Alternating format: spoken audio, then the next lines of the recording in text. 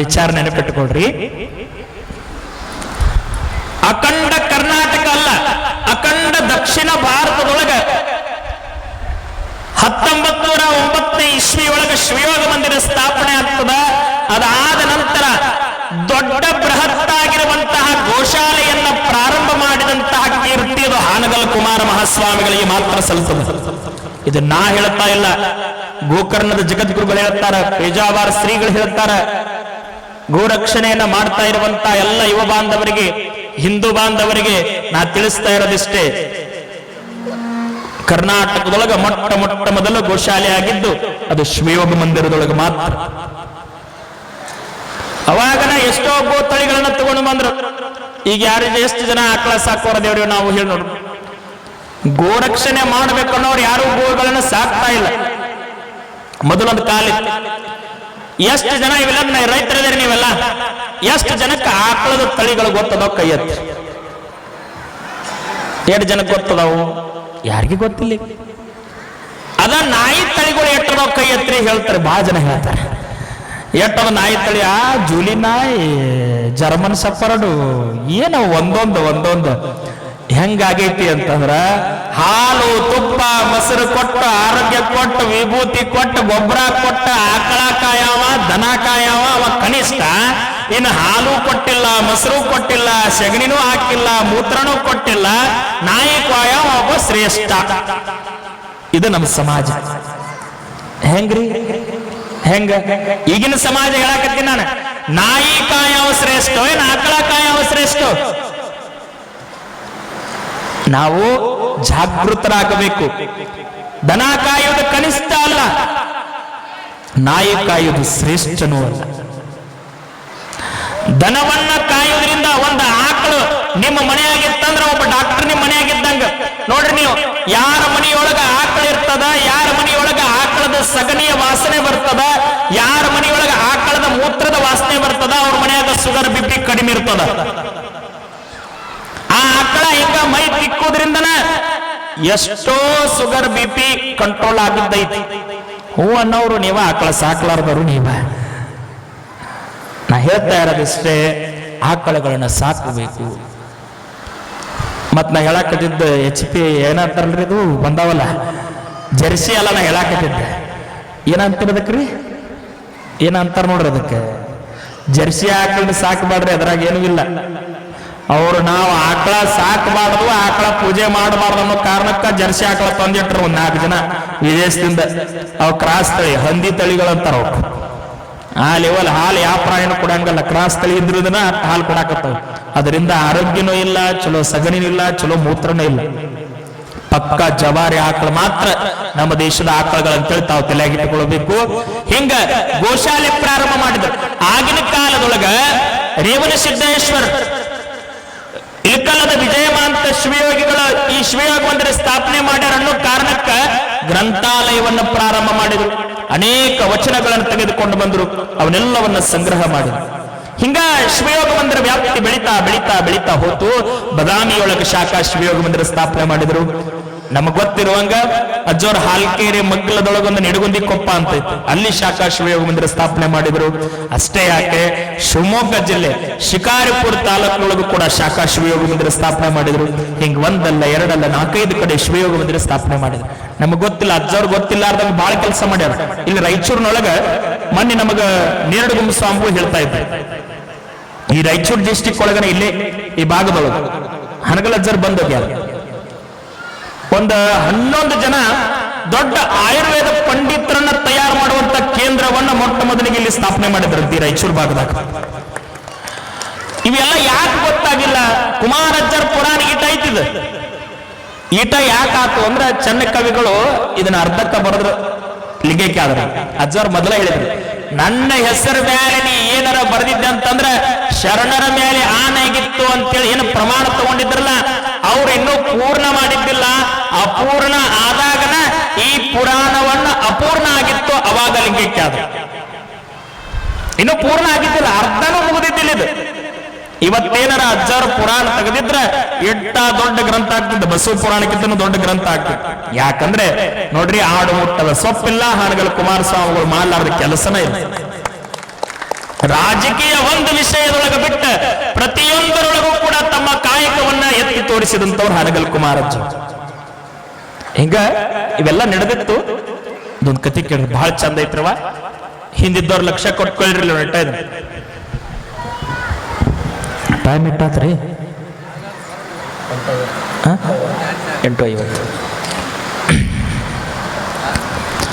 ಹಿಂಗ ಶಿವಯೋಗ ಮಂದಿರ ಇವೆಲ್ಲವೂ ಕೂಡ ನಡೆದಿತ್ತು.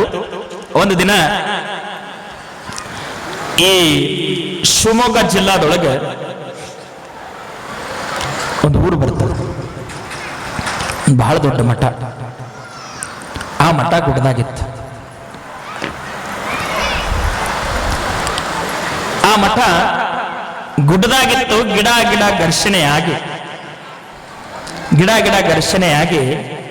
ಕಟ್ಟಿಗೆ ಮಠ ಆಗಿನ ಕಾಲದಾಗ ಇಡೀ ಗುಡ್ಡಕ್ಕೆ ಬೆಂಕಿ ಹತ್ತಿದ ತಕ್ಷಣ ಆ ಗೊಗ್ಗಿಹಳ್ಳಿ ಅಂತೇಳಿ ಒಂದು ಊರ, ಗೊಗ್ಗಿಹಳ್ಳಿ ಅಂತೇಳಿ, ಗೊಗ್ಗಿಹಳ್ಳಿಯ ಮಠದ ಸುತ್ತಲೂ ಗಿಡ ಅದಾವ. ಗಿಡ ಘರ್ಷಣೆಯಾಗಿ ಬೆಂಕಿ ಹತ್ತು. ಆ ಬೆಂಕಿ ಸೀದಾ ಒಂದು ಮಠಕ್ಕೆ ಬಡಿತ್ತು. ಮಠಕ್ಕೆ ಕಟ್ಟಿಗೆ ಹಿಡಿದ್ರೆ ಇಡೀ ಮಠಕ್ಕೆ ಬೆಂಕಿ ಹತ್ತಿ.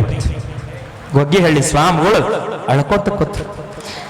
ಮಠಕ್ಕೆ ಬೆಂಕಿ ಹತ್ತು, ಮಠನ ಸರ್ವನಾಶ ಆಯ್ತು. ಹೆಂಗ ಮಾಡೋದಪ್ಪ ಅಂತೇಳಿ ವಿಚಾರ ಗೊತ್ತಾಗನ ಹಾನಗಲ್ ಅಜ್ಜವರು ಬಾಗಲಕೋಟೆ ಜಿಲ್ಲಾದಾಗಿದ್ರು.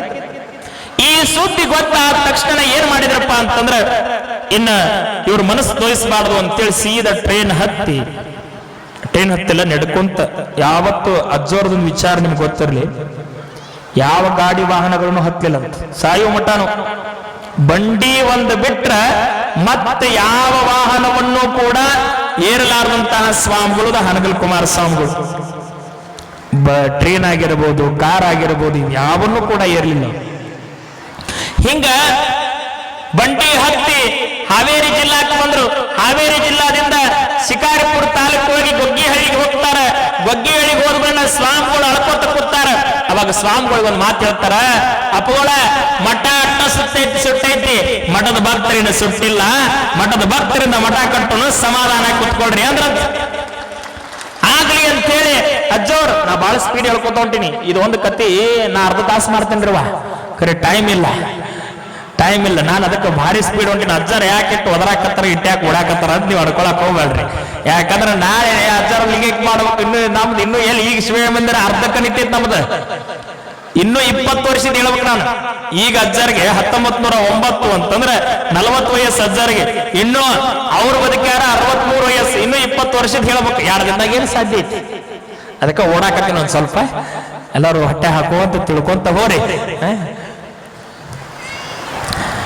ಅಲ್ಲಿರುವಂತಹ ಸ್ವಾಮಿಗಳು ಕೂಡಿಸ್ಕೊಂಡು ಅವ್ರ ಜೊತೆ ಹಾವೇರಿಯಲ್ಲೇ ಹತ್ರ ಹಾವೇರಿ ಶಿವಬಸವಜ್ಜವರು, ಗೊಗ್ಗಿಹಳ್ಳಿ ಸ್ವಾಮಿಗಳು, ಹಾನಗಲ್ ಅಜ್ಜವರು ಕೂಡ್ಕೊಂಡ ಮನಿಗೆ ಪಟ್ಟಿಗೆ ಹೊಂಟು. ಮನಿಗೆ ಪಟ್ಟಿಗೆ ಹೋಗಿ ಪಟ್ಟಿ ಮಾಡಿ ಏನು ಪಟ್ಟಿಯಿಂದ ಬಂದಿರ್ತದಲ್ಲ ಅದನ್ನು ತಗೊಂಡು ಬರೋದು, ಮಠ ಕಟ್ಟಕ್ಕೆ ಪ್ರಯತ್ನ ಮಾಡಕತ್ತ. ಸುತ್ತಲೂ ಹಳ್ಳಿ ಮುಗಿದು ಎಲ್ಲ ಊರು ಮುಗಿತ್ತು, ಎಲ್ಲ ಮುಗಿತ್ತು. ಎಲ್ರು ತಮಗಿಷ್ಟ ಎಷ್ಟು ಬೇಕಟ್ಟು ಭಕ್ತಿ ಇದ್ದವ್ರು ಕೊಟ್ರು, ಭಕ್ತಿ ಇಲ್ಲಾರ್ದವ್ರು ಬಿಟ್ರು.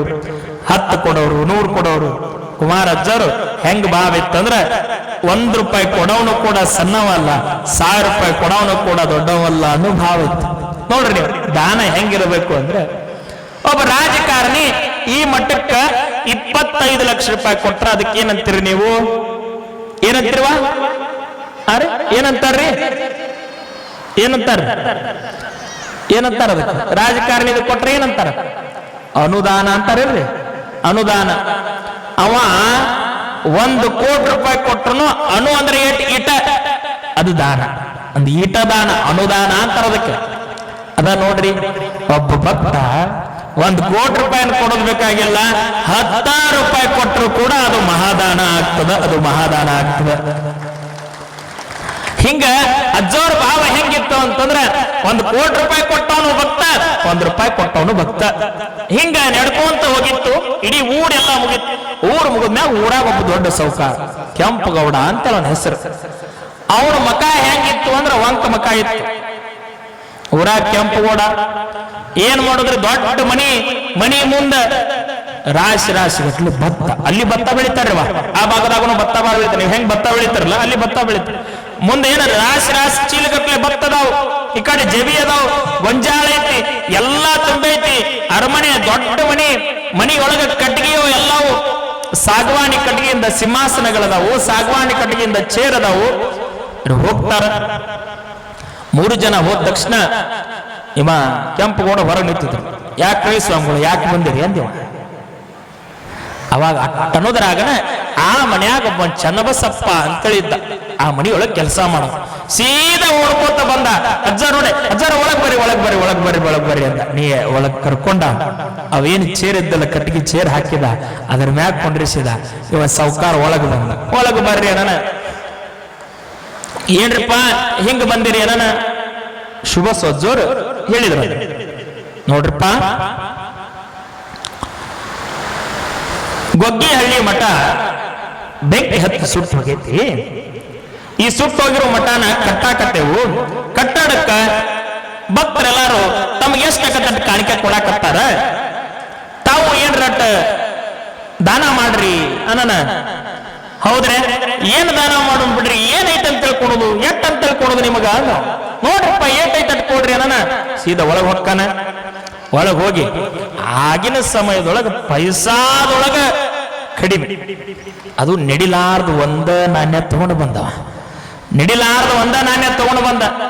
ಊರ್ ಜಿಪುನ, ನಾಡ ಜಿಪುನ ಇದ್ದವ.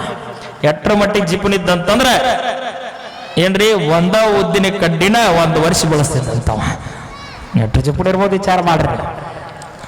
ಇಂಥ ಜಿಪುನವ ತಗೊಂಡು ಬಂದು ಹಾಕಿದ. ಅವಾಗ ಶಿವಸ್ವಜರ್ ಅಂದ್ರು, ಅಲ್ರಿ ಸೌಕಾರ, ನೀವ ಶ್ರೀಮಂತರು, ಇಂಥ ನಡಿಲಾರ ನಾಣ್ಯ ಹಾಕಿದ್ರೆ ನಾವೆಲ್ಲಿ ಹೋಗೋಣ್ರಿ? ಸ್ವಾಮಿಗಳ ನಿಮ್ಮಂತವ್ರು 1000 ಜನ ಬರ್ತಾರ, ನಿಮಗ್ ಕೊಟ್ಟು ನಾವು ಭಿಕ್ಷುಕರಾಗಿದ್ದೇವು ಅಂತ ಅಂದಿವ. ಶಿವಸ್ವಜರ್ಗೆ ಸಿಟ್ಟು ಬಂತು. ಮೊದ್ಲ ಬಾಳ ಸಿಟ್ರಿ ಶಿವಸ್ವಜರ್ಗೆ, ಹಾವೇರಿ ಶಿವಸ್ವಜರ್ಗೆ ಸಿಟ್ಟು ಬಾಳ. ನಿಮಗ ಕೊಟ್ಟು ನಾ ಭಿಕ್ಷುಕರಾಗಿದ್ದೇವ್ರಿ ಅಣ್ಣ. ಹಂಗ ಆಗ್ಲಿ ತಗೋರಿ ಅಂದ್ ಬಿಟ್ರು ಅವ್ರು.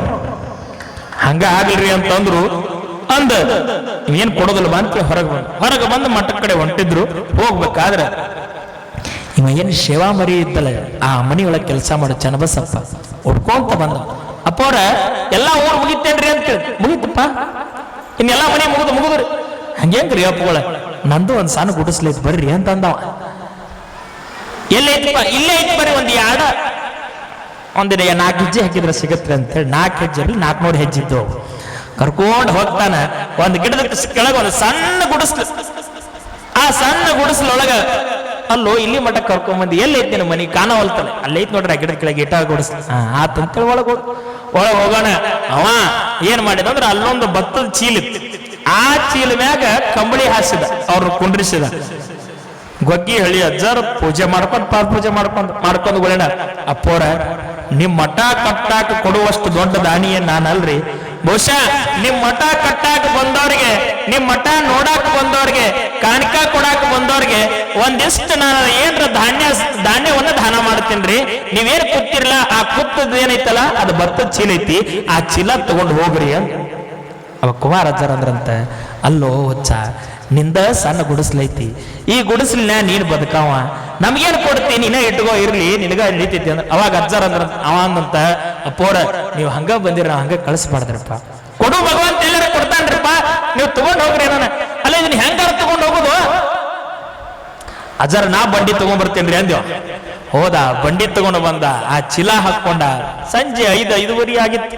ಹೋಗಿ ಮಠಕ್ಕೆ ಹೋಗಿ ಇಳಿಸನ. ಅಜ್ಜವ್ರು ಹೇಳಿದ್ರು, ಹೋಗಪ್ಪ ಪ್ರಸಾದ ಮಾಡ್ಕೊಂಡು ಹೋಗ, ಮನಿಗೆ ಬೇಗ ಹೋಗ, ಪ್ರಸಾದ ತಗೊಂಡು ಮನಿಗೆ ಹೋಗಿ ಹೆಂಡತಿ ಕಾಯ್ತಿರ್ತಾಳ, ಹಂಗ ಇಲ್ಲೇ ಎಲ್ಲಾರ ಹೋಗ, ಅದ್ ಕಡೆ ದಾರಿ ತಪ್ಪು ಹೋಗ್ಬೇಡ ಅಂತೇಳಿ ಅಜ್ಜಾರ್ ಹೇಳಿದ್ರು. ಬಂದ, ಚೀಲ ಇಳಿಸಿದ, ಅಜ್ಜರ್ನ ಕುಂಡ್ರಿಸಿದ, ಎಲ್ಲ ಇಳಿಸಿ ತಾನು ಪ್ರಸಾದ ಮಾಡಿದ. ಪ್ರಸಾದ ಕಟ್ಕೊಂಡ ಸಂಜೆ 6-6:30 ಅನ್ನೋಟಿಗೆನ ಮನಿಗೆ ಬಂದ. ಮನಿಗೆ ಬರೋಣ, ಹೆಂಡತಿ ಹೊರಗ ನೀರ್ ಚಿಂಬಿಡಿಸಿ ರಂಗೋಲಿ ಹಾಕಾಕತ್ತಿದ್ಲು. ರಂಗೋಲಿ ಹಾಕಕತ್ತ ಇವ ಒಳಗ ಬಂದ. ಒಳಗ ಬರೋ ತಕ್ಷಣ ನೋಡ್ರಿ, ಸಣ್ಣ ಗುಡಿಸ್ಲ್ಯಾಗ ಯಾವ ಸಾಮಾನು ಎಲ್ಲಿ ಇರ್ತಾವ ಅಲ್ಲಿದ್ರೆ ಚಂದ. ಒಂದು ಸಾಮಾನು ಆ ಕಡೆ ಈ ಕಡೆ ಆತು ಅಂತಂದ್ರ ಏನೋ ಬದಲಾವಣೆ ಆಕತ್ತ ನಿಮ್ಗೆ ಗೊತ್ತಾಗ್ತದೆ, ಹೌದಲ್ರಿ? ಅಲ್ಲಿ ಏನಾಗಿತ್ತು ಅಂದ್ರೆ 2 ದೊಡ್ಡ ಗಡಿಗಿದ್ದು. ಅಲ್ಲಿ 2 ದೊಡ್ಡ ಗಡಿಗಿದ್ದು. ಅವಾಗ ಅವ ಗಂಡಂದ, ಇವ್ ಯಾಕೆ ಇಲ್ಲಿ ಬಂದವು, ಇವೇನಿವು ಅಂತ. ಎಲ್ಲರಿ ಇಲ್ಲಿ ಬಂದೇನ್ರಿ, ಏನ್